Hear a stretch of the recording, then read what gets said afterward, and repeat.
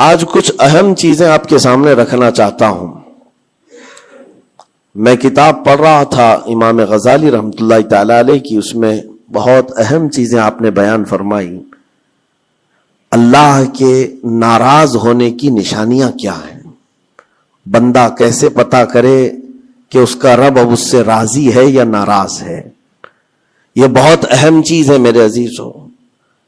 اللہ کریم بندوں سے راضی ہے یا ناراض ہے، یہ کیسے پتا چلتا ہے؟ اس کی کچھ نشانیاں بزرگوں نے فرمائی، حتیٰ کہ حدیث پاک میں بھی ملتی ہیں.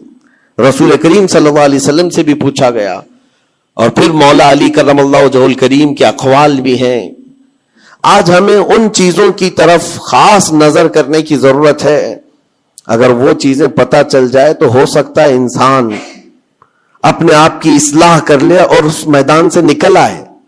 کیونکہ غفلت میں کبھی ایسا ہوتا ہے کہ اسے لگ رہا ہے میں جو چل رہا ہوں صحیح چل رہا ہوں، سب تو ٹھیک ٹھاک ہے، لیکن بسا اوقات ایسا ہوتا ہے کہ وہ اتنے غلط راستے پر ہے کہ رب تعالیٰ کی ناراضگی اس کے ساتھ ہے. حدیث پاک میں اگر پوچھا گیا تو حدیث میں ایک لفظ سب سے زیادہ ہے، کئی حدیثیں ہیں. ابن ابی دنیا میں یہ حدیث منقول ہے. حضور پاک صلی اللہ علیہ وسلم نے فرمایا، اللہ کے ناراض ہونے کی سب سے بڑی نشانی یہ ہے کہ جب تم میں سے سب سے برے لوگوں کو تم پر وہ حاکم بنا دے تو سمجھ لو کہ اللہ قوم سے ناراض ہے.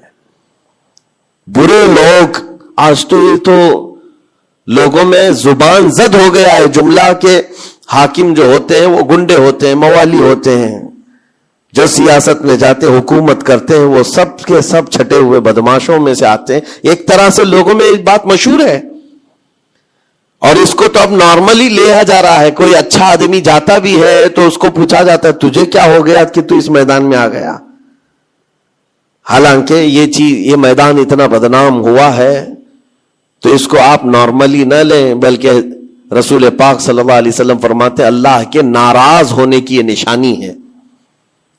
اور دوسری نشانی فرمایا کہ جب اللہ کریم ناراض ہوتا ہے تو بارشوں کو روک لیتا ہے، بے موسم بارش آنے لگتی ہے.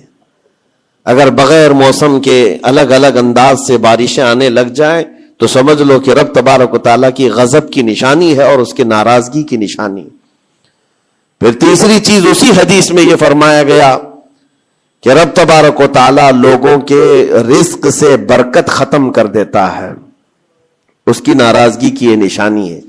اب برکت ختم ہونے کے طریقے بہت سارے ہیں، اب اس کو میں آپ کو بتاتا ہوں، لیکن مجھے جو بات بہت اہم لگی اور دل پر لگی، مولا علی کرم اللہ وجہہ الکریم ایک بار بیٹھے ہوئے تھے، تسبیح پڑھ رہے تھے. ایک شخص آیا اور بہت بپھرا ہوا تھا، پریشان حال تھا. دروازہ کھٹکھٹایا، اندر آیا. مولا علی کرم اللہ وجہہ الکریم نے پوچھا کیا بات ہے، کیوں اتنا پریشان ہے؟ کہا کہ میں لٹ گیا، اتنا برباد ہو گیا ہوں، میں کیا کروں، مجھے کچھ سمجھ میں نہیں آتا. یہ کئی لوگوں کی زندگی میں چلتی ہوئی بات میں آپ کے سامنے رکھ رہا ہوں.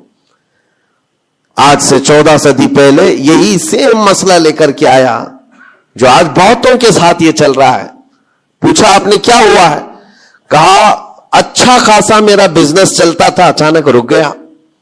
اچھی خاصی تجارت تھی، مال بہت آتا تھا، سب اچانک بند ہو گیا.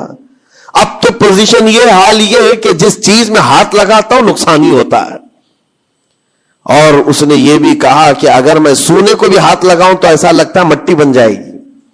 ساری چیزیں ختم ہو گئی ہیں. وہ رویا جا رہا تھا اور کہا کہ مجھے اس کا سبب نہیں پتا ہے، کیا ہو رہا ہے کیا نہیں ہے. مولا علی کرم اللہ وجہہ الکریم نے ایک ہی چیز فرمایا، کہا کہ میں تیرے سبب کو پہچان لیا. یہ جو چیزیں ہو رہی ہیں تیرے ساتھ، میں تیرے سبب کو پہچان لیا. کہا کیا ہے؟ کہا کہ رب تبارک و تعالیٰ تجھ سے ناراض ہے ان گناہوں کی وجہ سے جو تو جان بوجھ کر کنٹینیو کرتا ہے، روزانہ جاری رکھا ہوا ہے. میرے عزیزوں، لوگوں کے ہاں آج یہ سب چیزیں ہیں، لیکن وہ اس چیز کی طرف نہیں آتے کہ کون سے گناہ ان کے ساتھ چل رہے ہیں. جب بندہ گناہوں پر مصر ہو جاتا ہے، اصرار کا مطلب کنٹینیو کر رہا ہے، تو یہ نشانی ہے. خاص طور پر مولا علی کرم اللہ وجہہ الکریم نے فرمایا کہ اس کا رب اس سے ناراض ہے. اللہ ناراض ہے, اس کو توبہ کی توفیق نہیں مل رہی ہے, اس کو باز آنے کا موقع نہیں مل رہا ہے. اس نے پوچھا کہ میں کیسے پتہ کروں کہ کون سے گناہ چل رہے ہیں اور کن گناہوں کی وجہ سے میرے رزق کی برکت ختم ہو رہی ہے. حضرت مولا علی کرم اللہ وجہہ الکریم نے فرمایا کہ تجھے پتہ ہے, احساس کرنا ہوگا, احتساب کرنا ہوگا. کچھ چیزیں ایسی ہیں جن کو تو روز کر رہا ہے. اگر فجر کی نماز کے لیے نہیں اٹھتا ہے, نماز نہیں ہوتی ہے تیری, تو یہ تو گناہ کبیرہ ہے. گناہ کبیرہ, یہ زنا سے بڑھ کر کے گناہ ہے نماز کا ترک کرنا. تو یہ اگر تیری زندگی میں کنٹینیو جاری ہے تو گویا کہ تو حرام پر حرام, کبیرہ پر کبیرہ کرتا ہوا اس قدر اصرار کرتا جا رہا ہے, تو تیرے رزق کی برکت کہاں رہے گی؟ ختم ہو جائے گی. تیرے دل کے اندر اللہ تعالیٰ نے سختی پیدا کر دی ہے. میرے عزیزوں, آج کے حالات میں اگر کوئی اس طرح کا معاملہ لے کر کے آئے, بابا کے پاس فوراً بھاگے گا کہ میرے روزی پر کسی نے بندش کر دی ہے, روک لگا دی ہے, کسی نے جادو ٹونا کر دیا ہے. اس کو اپنی فکر نہیں ہے کہ اس کے عمل کیا ہے, لیکن باباؤں کے پاس جانا ہے, کسی مولانا کے پاس جانا ہے, کسی عامل کے پاس جانا ہے. دکان میں اچھی تجارت چل رہی تھی, اچانک بند ہو گیا. اور بابا بھی یہ نہیں کہتے کہ توبہ کر لے تو صحیح ہو جائے گا, نہیں, وہ اس کے رشتہ داروں میں سے کسی نے بڑا کچھ کر دیا ہے, اس کو یہی سجیسٹ کیا جائے گا. اور یہ ایسا خطرناک ماحول ہے, میں دیکھ رہا ہوں. کوئی بھی اٹھ کر کے جاؤ, کسی عامل کے پاس آپ جاؤ, کہا جائے گا کہ بڑا کچھ کیا ہے آپ کے ساتھ, بڑا کچھ کیا ہوا ہے, تمہاری روزی پہ بند باندھا ہوا ہے, تمہاری تجارت پر جو ہے روک لگائی گئی ہے. کون کیا ہے؟ تمہارے چاہنے والوں میں سے, رشتہ داروں میں سے. اور اس بندے کو رشتہ داروں کا دشمن بنایا جاتا ہے. وہ ہر ایک پر نظر رکھتا ہے, پھوپھو نے کیا کہ ماموں نے کیا کہ چاچا نے کیا, فلاں نے کیا, سارے رشتہ داروں پر اس کی شک کی نظر ہے. یہ قطع رحمی کا ایک بہت بڑا مظہر اس کو بنایا جا رہا ہے. کتنے گھروں کو اس طرح باباؤں نے توڑ رکھا ہے, اور انجانے میں یہ دماغ میں یہی بیٹھا کر کے رکھا ہے کہ نہیں, میری روزی پر انہوں نے بندش باندھی ہے. یقین کے ساتھ کسی کو نہیں معلوم. کاش یہ اگر اس کو بتائے ہوتے, یہ 99% جن کو تکلیفیں ہیں ان کے روزی کے معاملات, ان میں سے 99% کے حالات ایسے ہیں کہ فجر کی نماز نہیں پڑھتے. یہ کسی کو توفیق نہیں ہوتی, کسی بابا کو, کسی عامل کو, کہ ان کو تنبیہ کرے. فجر کی 2 رکعات رزق کے کئی دروازے کھول دیتی ہے. میرے آقا صلی اللہ علیہ وسلم کا فرمان ہے, اور تم بستر پر ٹانگ پھیلا ہے سوئے ہوئے ہو, اور پھر شام میں اٹھ کر بابا کے پاس جا کر کہتے ہو بندش ہے, کسی نے باندھ کے رکھا ہے, تو ہم نے خود اپنے اعمال سے باندھا ہوا ہے.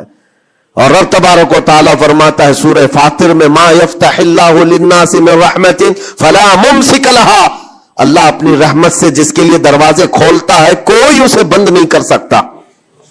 یہ رب کا فرمان سنا رہا ہوں. وما یمسک فلا مرسل له من بعدہ, اور اللہ فرماتا ہے جس کے لیے اللہ روک دے کوئی طاقت اسے کھول نہیں سکتی. اللہ نے اگر بند کر دیا ہے تو کوئی نہیں کھولے گا. اب یہ رب تبارک و تعالیٰ کس کے لیے بند کرتا ہے, کس کے لیے کھولتا ہے, یہ اس کی شان ہے. لیکن ساتھ میں ایک بات اور آپ کو بتا دوں. حضرت ابو سفیان ثوری رحمۃ اللہ تعالی علیہ, حضرت سفیان ثوری کا ایک قول ہے, قسوۃ القلوب عقوبۃ للعاصی, یہ گناہ کنٹینیو جو کر رہا ہے اس کی سزا کیا ہے؟ یہ اللہ تبارک و تعالیٰ کے ناراضگی کی نشانی. سزا کیا ہے؟ کچھ لوگوں کو ایسا لگتا ہے مجھے کچھ نہیں ہو رہا ہے, میرا گھر بار سب صحیح ہے, ٹھیک ٹھاک ہے, تو فرمایا اس کی پہلی سزا تو یہ ہے عقوبۃ قسوۃ القلوب, یعنی جو کنٹینیو گناہ کرتا ہے رب تعالیٰ اس کا دل پتھر کی طرح بناتا ہے, سخت ہو جاتا ہے اس کا دل. نہ رب تبارک و تعالیٰ کے نام پر اس کی کبھی آنکھیں بھیگتی ہوئی دکھتی ہیں, نہ عذاب قبر کا اسے خوف محسوس ہوتا ہے, نہ محشر کے دن کی فکر, نہ جہنم کے لپٹتے ہوئے شعلوں سے اس کا دل دہلتا ہے. نہیں, دل سخت ہو گیا ہے. گناہوں پر جو بندہ کنٹینیو اصرار کرتا جاتا ہے اس کا دل سخت کر دیا جاتا ہے. یہ رب تبارک و تعالیٰ کے ناراض ہونے کی نشانی ہے، غضبناک ہونے کی نشانی ہے۔ اور ایک نشانی یہ فرمائی ہے، تابعین نے فرمایا کہ اگر بندے کو عبادت کرنے میں مزہ نہیں آتا تو سمجھ لو کہ رب تعالیٰ اس سے ناراض ہے، توفیق چھین لیا۔ نماز پڑھنے میں دل نہیں لگتا، اور اگر وہ نماز کی اذان کی آواز سن کر کے بھی لاپرواہی برتتا ہے تو فرمایا گیا یہ اس بات کی علامت ہے کہ اس کا رب اس سے راضی نہیں ہے۔ اور جس سے مولا راضی ہوتا ہے کڑاکے کی ٹھنڈیوں میں بھی اس کو بستر سے اٹھا کر اپنے دربار میں لاتا ہے۔ جس سے رب تبارک و تعالیٰ راضی ہے اس کو اپنے دربار میں لگائے رکھتا ہے، وہ رات ہو کہ دن ہو کہ صبح ہو کہ دوپہر ہو، وہ بندہ دوڑا ہوا رب تعالیٰ کے حضور پہنچ جاتا ہے۔ میرے عزیزو اپنی اپنی فکر کریں، ہم کس کیٹیگری میں چل رہے ہیں؟ کہیں ایسی زندگی نہیں گزر رہی ہے کہ ہمارا رب ہم سے راضی نہ ہو، ناراض ہو؟ پھر پوچھا گیا کہ اگر اللہ تبارک و تعالیٰ ناراض ہے تو پھر دولت کی ریل پیل گھر بار ساری چیزیں ہیں۔ فرمائے یہ بھی ایک نشانی اللہ کی ناراضگی کی کہ گناہ کنٹینیو ہونے کے باوجود اگر تمہارے مال میں کمی نہیں آ رہی ہے، روزانہ بڑھتا جا رہا ہے، تو خوف کھاؤ کہ اللہ بڑے عذاب کا تمہارے لیے تیاری فرما رہا ہے۔ آخرت میں تمہارا کوئی حصہ نہیں ہوگا، سب کچھ دنیا میں دے دیا جائے گا اور تمہارے لیے بڑے عذاب کی تیاری ہو رہی ہے۔ اگر گناہوں کی وجہ سے پکڑ نہیں ہوئی اور تمہارا مال اور یہ ساری چیزیں چل رہی ہیں تو یہ اس بات کی علامت ہے کہ بڑے عذاب کی تیاری ہے۔ عزیزان گرامی وقار، کوئی اس بات کے لیے خوشحال ہو کر کے نہ رہ جائے کہ میرا تو کچھ نہیں ہے، سب کچھ اچھا چل رہا ہے، گناہ بھی کر رہا ہوں، جھوٹ بھی بول رہا ہوں، نعوذ باللہ من ذالک، آنکھیں بھی بدکاری کر رہی ہیں، کچھ تو زنا میں بھی ہیں، کچھ ڈکیت میں بھی ہیں، چوری میں ہیں، پتہ نہیں کیسی کیسی بلاؤں میں مبتلا ہیں، لیکن ان کا حال یہ ہے کہ نہیں ٹھیک ہے، دولت کی ریل پیل سب اچھا خاصا ہے، مال سب کچھ فراوانی ہے، تو یہ مت سمجھنا۔ قرآن کہتا ہے وَلَا يَحْسَبَنَّ الَّذِينَ يَبْخَلُونَ بِمَا آتَاهُمُ اللَّهُ مِنْ فَضْلِهِ، ایک جگہ وَلَا يَحْسَبَنَّ الَّذِينَ كَفَرُوا أَنَّمَا نُمْلِي لَهُمْ خَيْرٌ لِأَنفُسِهِمْ إِنَّمَا نُمْلِي لَهُمْ لِيَزْدَادُوا إِثْمًا وَلَهُمْ عَذَابٌ مُهِينٌ۔ اللہ فرماتا ہے جو لوگ ہم سے دور ہو رہے ہیں وہ یہ مت سمجھیں کہ اللہ تعالیٰ کے بارگاہ میں وہ اچھا کر رہے ہیں، بلکہ رب تعالیٰ فرماتا ہے انما نملی لہم، ہم ان کو ڈھیل اس لیے دے رہے تاکہ وہ اور گناہ کر لیں، لیزدادوا اسما، اور گناہ کر لیں۔ پھر ایک دن اچانک دردناک ذلت والا عذاب ہوگا، ذلت والا عذاب ہوگا۔ قرآن پاک میں رب تعالیٰ فرماتا وَلَا تَكُونُوا كَالَّذِينَ نَسُوا اللَّهَ فَأَنسَاهُمْ أَنفُسَهُمْ، تم ان لوگوں کی طرح مت ہونا جو اللہ کو بھول گئے، جو عبادت سے دور ہوتا ہے، یہ اللہ کے غضب کی نشانی ہے، اللہ اس سے ناراض ہے۔ اگر عبادات میں نہیں آ پا رہا ہے، نمازیں اس کی کمپلیٹ نہیں ہو رہی ہیں تو اللہ ناراض ہے اس سے۔ اور قرآن میں رب تعالیٰ فرماتا ہے، یہ سورہ حشر کی آخری آیتوں میں سے ہے، مشہور آیت، وَلَا تَكُونُوا كَالَّذِينَ نَسُوا اللَّهَ، جو اللہ کو بھول گئے تھے ویسے مت بنو، ورنہ کیا ہوگا؟ رب فرماتا فَأَنسَاهُمْ أَنفُسَهُمْ، اللہ ان کو خود اپنے آپ کو بھلا دے گا، یعنی تمہیں ایسا بنا دیا جائے گا کہ تم کو خود یاد نہیں ہوگا تم کون ہو، بھول جاؤ گے۔ قیامت کے دن بھی ایسے بہت ہوں گے جن کو خود پتا نہیں ہوگا کہ کیا تھے، بلکہ مرنے کے وقت بھی کئی لوگ اپنا نام تک بھول جاتے ہیں۔ ان سے پوچھا جائے، اسی لیے تو کلمہ پڑھنے کی تلقین کی جاتی ہے کہ آپ وہاں بیٹھ کر کے کلمہ پڑھتے رہو، ورنہ وہ بھولتا چلا جائے گا، بھولتا چلا جائے گا۔ ایسی کیفیت میں آتا ہے بندہ کہ وہ خود اپنے آپ کو بھول جاتا ہے۔ اور رب تعالیٰ فرماتا ہے کہ جن لوگوں نے اللہ کو بھلا دیا، اللہ ان کو بھلا دے گا خود کا، ان کی ذات ایسی بن جائے گی کہ وہ خود اپنے آپ کو بھول چکے ہوں گے۔ عزیزان گرامی وقار، جو نشانیاں بتائی گئی ہیں ان کو چن چن کر کے دیکھو، کہیں میری زندگی میں آ تو نہیں گئی ہیں۔ دل کا سخت ہونا یہ بہت بڑی علامت ہے، اور دل سخت ہے یہ کیسے پتا چلے؟ فرمایا گیا کہ مسجد میں اگر زیادہ دیر بیٹھنے کی خواہش نہیں ہوتی ہے تو دل کالا ہے، اگر قرآن پڑھنے میں دل نہیں لگتا ہے تو دل سخت ہو چکا ہے۔ اٹھاؤ قرآن ہاتھ میں، دیکھو کتنی دیر پڑھ سکتے ہو، اور موبائل کو گھنٹوں چلا سکتے ہو. موبائل کی اسکرین پر تم آنکھیں جمائے بیٹھے رہتے ہو، جبکہ اسی موبائل میں قرآن بھی ہے لیکن وہ کھلتا نہیں ہے. اور قرآن اگر نہیں کھل پا رہا ہے تم سے، اور صفحہ 2 صفحہ نہیں پڑھ پا رہے ہو، تو تمہارا دل کالا ہو چکا ہے، دل سخت ہے. یہ 3 علامتیں تو مشہور ہیں. فرمائی گئی کہ اور تیسری بات یہ ہے کہ تمہارے جیب میں پیسے ہوں اور کوئی سائل اور فقیر آیا اور تم اس کے لیے صدقہ نہیں کر پا رہے ہو تو دل تمہارا پتھر ہو چکا ہے. یہ دل کے سختی کی علامت ہے. اور قسوۃ القلوب عقوبۃ للعاصی، یہ کہا گیا ہے دل کا سخت ہونا یہ تو رب کی طرف سے بہت بڑی سزا ہے، بہت بڑی سزا ہے. گنہگار کی سزا یہاں سے شروع ہوتی ہے. اور پھر آپ کو ایسا لگ رہا ہوگا کہ دل سخت ہو گیا ہے تو کیا ہوگا، اس کو ہلکے میں نہ لیں، ہلکے میں نہ لیں. فرمایا گیا کہ جب دل سخت ہو جاتا ہے تو بندہ کفر تک بھی جا سکتا ہے، کفر تک بھی جا سکتا ہے. دل کی سختی اس کو کفر بھی لے جاتی ہے. بلکہ بزرگوں نے یہاں تک فرمایا کہ جب بندے کا دل سخت ہو جاتا ہے تو اس کے نزدیک ماں سے زنا بھی ہلکا لگتا ہے، بیٹی سے زنا بھی اس کے لیے ہلکی چیز ہے. دل سخت ہے تو جانوروں سے زیادہ ذلیل کام کرنے کو بھی آسان سمجھتا. دل کی سختی اس کو بھیانک گناہوں کی طرف لے جاتی ہے جس کی سوچ بھی نہیں کر سکتے. اسی لیے میرے عزیزوں، وہ دل کی سختیاں آنے سے پہلے اپنے رب کو راضی کر لیں، وہ رحمان کو راضی کر لیں. آج کے ان حالات کو دیکھ کر کے یہ سب محسوس ہونے لگتا ہے کہ کہیں رب ناراض تو نہیں ہے بندوں سے. دعائیں کثرت سے ہوتی ہیں، ہماری دعائیں کہاں جا رہی ہیں؟ اور ظالموں کا ظلم بڑھتا چلا جا رہا ہے. شریر اور فسادی لوگوں کو ہماری گردنوں پر حاکم بنایا گیا ہے. یہ سب رب تعالیٰ کے غضب کی علامات ہیں.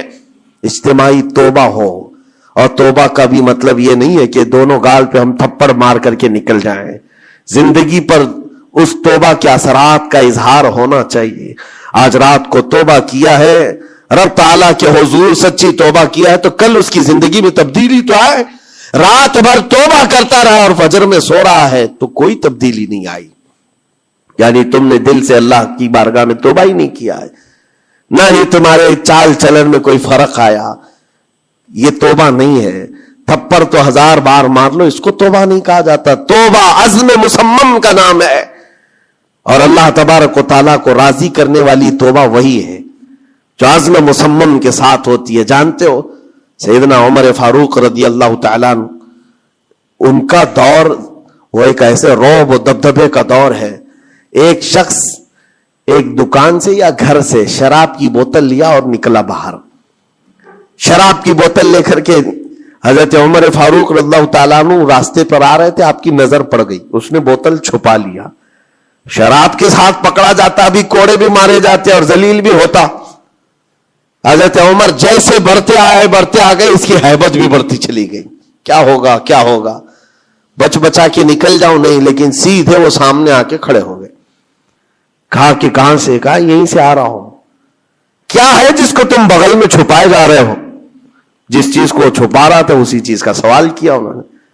اس بندے نے کہا کچھ نہیں امیر المومنین، دودھ کی بوتل ہے، دودھ کی بوتل ہے، میں چھپایا ہوا ہوں، آپ آ رہے تھے آپ کی عظمت میں. حضرت عمر فاروق رضی اللہ تعالیٰ عنہ کی دوربین نظر جانتی تھی. آپ نے کہا دودھ کی بوتل ہو تو چھپانے کی ضرورت کیا ہے، نکالو باہر. اب اس کے ہاتھ اتنے کانپنے لگ گئے ڈر کے مارے کہ وقت کا وہ امیر المومنین کھڑا ہے جس سے قیصر و کسریٰ بھی تھر تھراتے ہو. اب ان کے سامنے کیا بہانہ کیا جا سکتا ہے؟ اس نے بغل میں سے آہستہ سے بوتل نکالی، آپ کے سامنے سر جھکا کر پیش کیا. حقیقت میں وہ دودھ کی ہی بوتل تھی، دودھ کی ہی بوتل تھی. یہ دیکھ کر اس کا سر چکرا گیا. شراب لے کر کے نکلا تھا اور بغل میں چھپایا بھی تھا امیر المومنین کے ڈر سے.